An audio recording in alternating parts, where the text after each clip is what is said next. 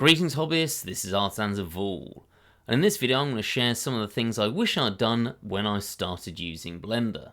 So it's the new year and a lot of people are probably going to be thinking about starting a new hobby like 3D design. That's when I did it, and like me you're probably going to download Blender and start getting right into some tutorials, moving around vertices, adding edge loops, extruding, playing around with booleans, all to start creating your first few designs. I know that's what I did when I started, but there are a number of things that I wish I'd been told to do, which would have made that journey much easier, regardless of what area of Blender I was interested in. And the most important of those tips is to actually get your Blender set up to the point where it's going to be more usable before you even begin with all of that.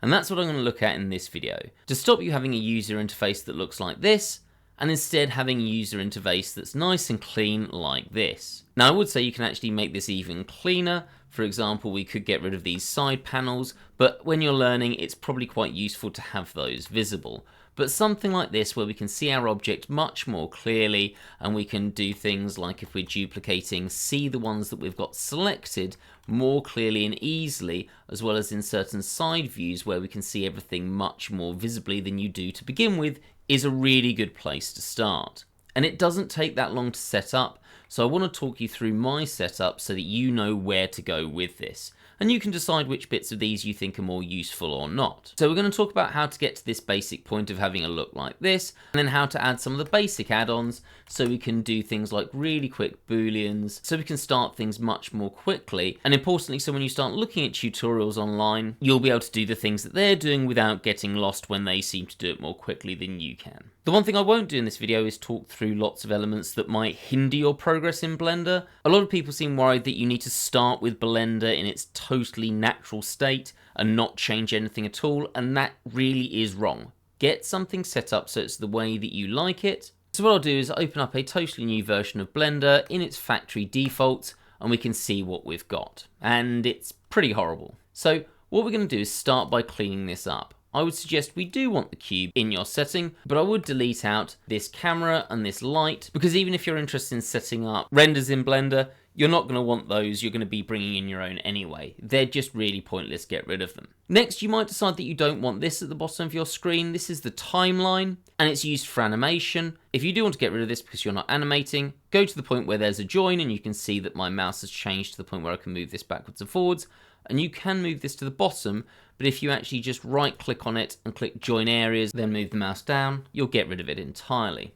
Now this next part is probably the most important. I'm just going to change this by adding in a loop cut there and extruding this out just to demonstrate this point. If I come to side view here, we can't see very much. It literally doesn't show me until I go into edge mode where that edge is. And this makes modeling in Blender, especially at certain angles, really difficult to see what you're doing. It's the biggest problem I had starting out in Blender, and we're going to solve it really quickly. All you need to do to solve that is come to your viewpoint shading, which is up in the top right hand corner, and you're going to change this from studio to matte cap. Now you've got several choices on this matte cap. A lot of people like the standard greys, especially one that's a little bit more exaggerated like this option here, but that's entirely up to you. I actually go for this red version. I find that if I'm modeling for a long time, it's kinder on my eyes, but it doesn't solve this problem by itself. What we're going to do is come back to our viewport shading and go to cavity. And again, it still hasn't solved this problem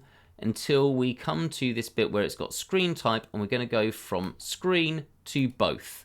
And now you can see it starts to show off these edges a little bit more. And we're going to turn all of these settings up to 2. So the ridge and valley in the world space and the ridge and valley in the screen space. And you can see what this has done is it's added a really nice highlight around all of our edges, which means that when I'm viewing them, it makes it very easy to see.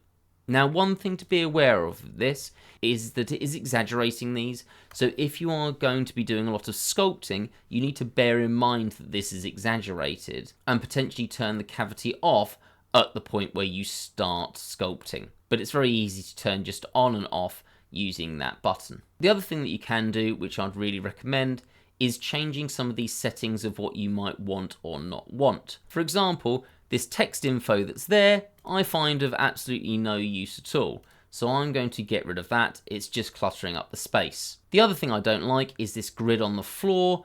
I don't really find it serves a purpose, especially when most objects come in at the 0 line, so getting cut by this floor, and it just gets in the way. So I'm going to get rid of that as well. You can also choose to get rid of the other axes or add in a Z axis.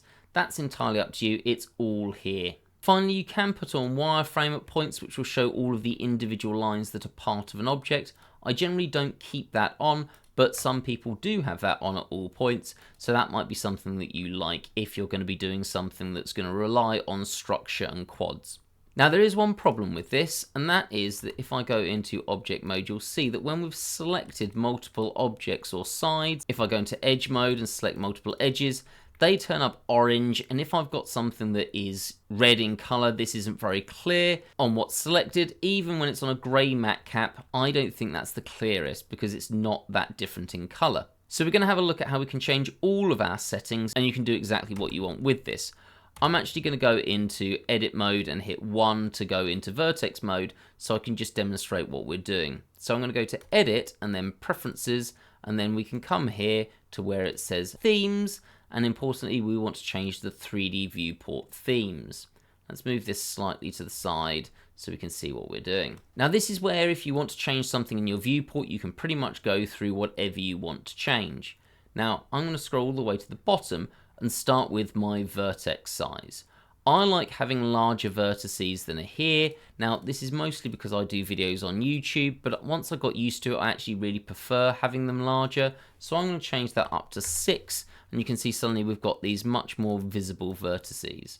You can go to whatever size you want, it's entirely up to you. Like I said, I go with 6. We can also change our edge width, if I go into edge mode, so we can change that up to, say for example, 2 or 3, whatever you prefer and you find easier to see. We can also change things like colors.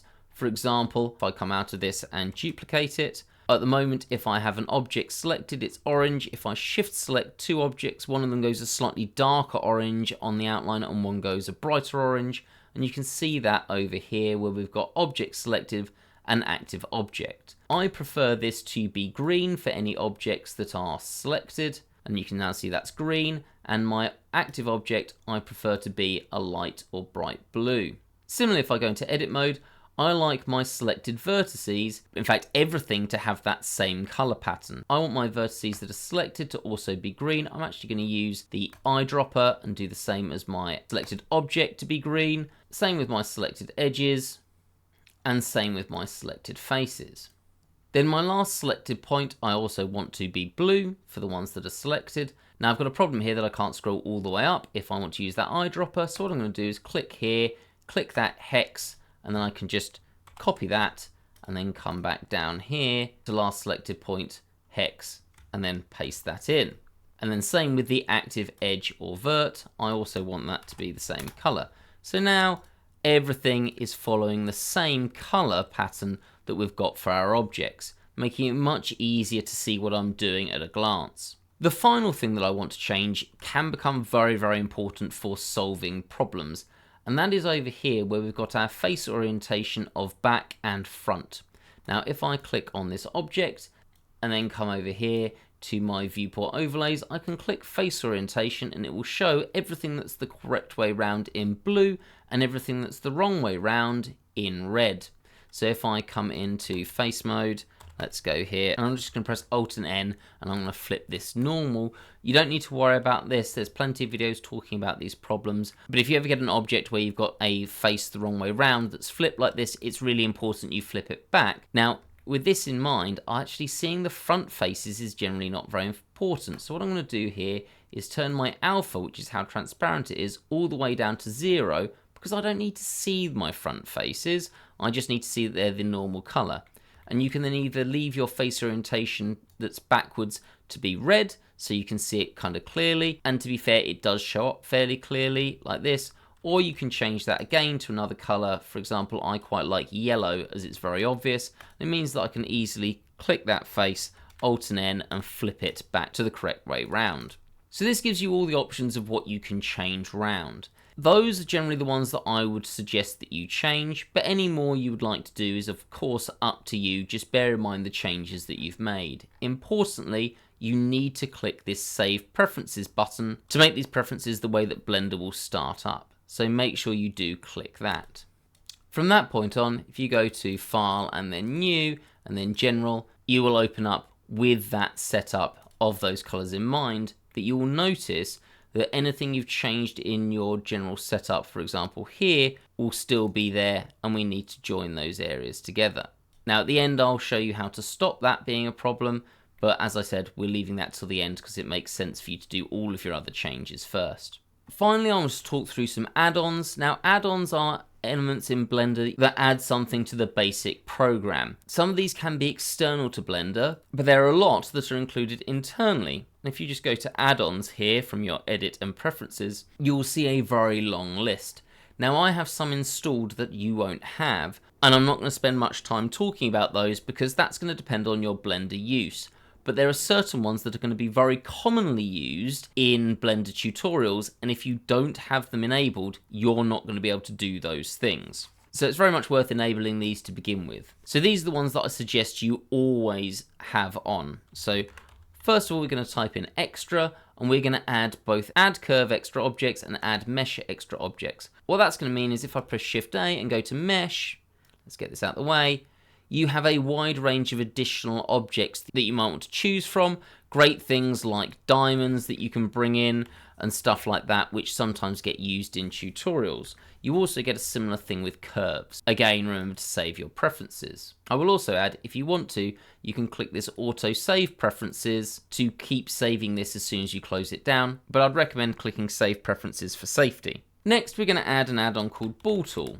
Now adding Ball Tool is not going to stop you learning the basics of what you need to learn in terms of booleans. So you'll see some tutorials where it will talk you through how to boolean. You come to your modifier stack, add a modifier, type in boolean, and then you get a boolean modifier, and then you click on the object that you want to boolean to it, and then you can H to hide it, and that's there and it's stored in this modifier panel. Now that's a very long process to do. It gets a bit annoying, so I'm going to undo that. What Ball Tool will allow you to do is click on the object that's going to be your cutter, shift click on the object that you want to cut, and press Control and, for example, minus on the number pad to get rid of that, and it will nicely turn the cutter into this object that you can't see, but it has the wire outline so you know where it is. You can also just click on it and press H to hide it.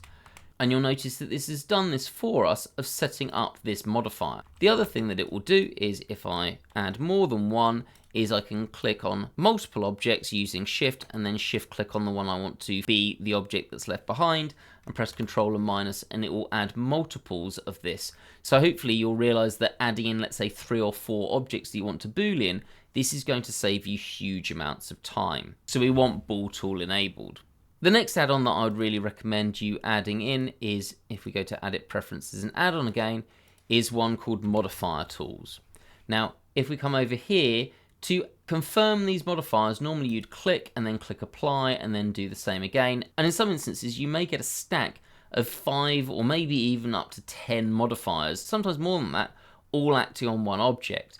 And clicking through and applying these, you can also press Control and A to do it, just is a bit long-winded because you have to do them one at a time. If you add in modifier tools, it very usefully gives you an apply all, a delete all, and you can also toggle all of them to be made smaller, and you can turn the visibility of all of them on and off really quickly. So I'd recommend having modifier tools as well. Finally, for the included modifiers, if you have any interest in 3D printing, and probably even if you don't, just because it will help confirm that objects are whole, and by that I mean manifold, and this becomes a very important thing for even things like booleans, not just 3D printing, I would add in the 3D dash print toolbox, and you do have to put in the dash. If you enable that, over here it's going to add in a box that says 3D print. And what that will do is when I click on an object, I can come over to this. If you don't have your N panel open, you just press N to bring it up. And then it gives you a check all, and then it will tell you if there are any problems with your object. And it even gives you a cleanup option of make manifold, which will generally deal with some of those issues. But importantly, it will highlight any problems that we have. For example, if I delete all of these here, and let's hide that, and then hide that, and then come into here and then press Control and R and then drag that all the way up, and then check all, we're going to notice that we've got some non-flat faces and we've got some issues. And if I tab in and click non-flat face, it's going to identify that this is the non-flat face, and it's because I've got these vertices, if I press 1, overlapping. And I can just click make manifold, and it's deleted those 4 vertices, the edges and the faces, and now if I check all, we don't have a problem. So regardless of whether you're going to 3D print or not, even though it's called 3D print, this is really helpful for identifying if you've got any non-manifold objects. The final add-on that I'm going to recommend that you get on starting Blender, and I do really mean at the beginning, this is not going to hinder you in any way. I would get used to using this because it's one of my preferred add-ons, and it doesn't decrease any of your skills learning Blender, it's just going to make you a bit faster, is an external add-on, and it's called Machine Tools. So to get this, go to your preferred browser, just type in GitHub, Machine Tools, and you'll find Machine Tools here. It is free. You just need to click code and download zip. Save it and then come back to Blender, edit, preferences, and then for your add-ons, you need to click install and find your way to that zip folder. All you then do is click on that and click install add-on. I've already got this installed, so I'm not going to do that. And then when you come back to your add-on browser, you can find Machine Tools and select it. At that point, I would activate the following of the options here because they're going to be usable at various points. And then finally, where it says Modes Pi, you're going to click this true button at the top and turn that to false. If you don't do that, it's going to turn the cavity feature that we spent time turning on off in certain circumstances, and it's quite annoying. So we just want to click that. Save your preferences, and importantly, this is going to make one big obvious change in Blender. And that is when you press tab, instead of opening up edit mode automatically, it's going to give this option set. And what this allows you to do is very quickly select which mode you want to go into. For example, I can come to vertex mode and it will be in vertex mode, go back into object mode if I click to the top, or go straight to face mode, straight to edge mode, straight to vertex mode. Now I went through that slowly, but to be clear, what this allows you to do is just tab and move left for vertex mode, tab and down for edge mode, and tab and right for face mode. It really is so fast you can't even see the menu come up.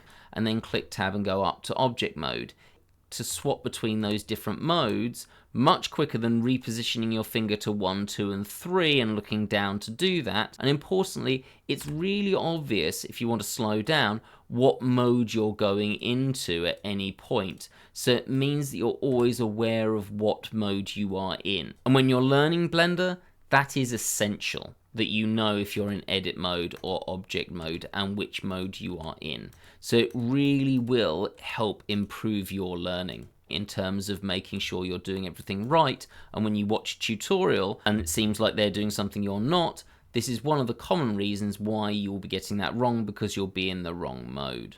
Finally, while having our preferences saved by clicking Save Preferences, we'll keep all of our add-ons enabled and our visuals looking like this. Again, if I go to File and then New and then General, we'll notice that it brings back things like the option at the bottom. Now mine's set up to have the modifier panel at the bottom and not have the lights, but yours will have things in this. So what you want to do is get rid of those. So for example, join that, get rid of your lights, and then go to File and then Default, and then click Save Startup File. And then you'll have your file start in this mode every single time with those objects already deleted. So that will save you a huge amount of time.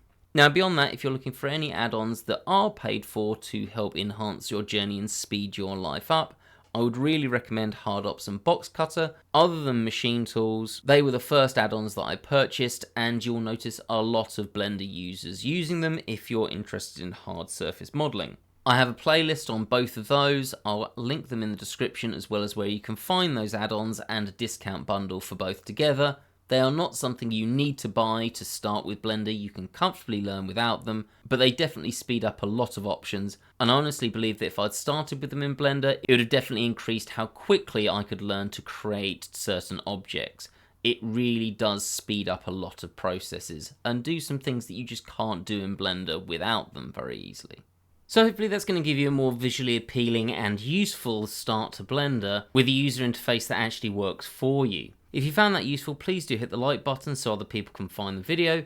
If you want more videos on Blender, subscribe and hit the bell button so you know when I release new videos. And if you do want to support the channel further, it does have a Patreon page which you can join for just $3 a month, which gives you videos a week ahead of time, ad-free, and other cool benefits as well. For example, access to the channel's Discord channel, and a welcome file with all these preferences included, so you can just load them in and you don't have to do any of the manual changing yourself.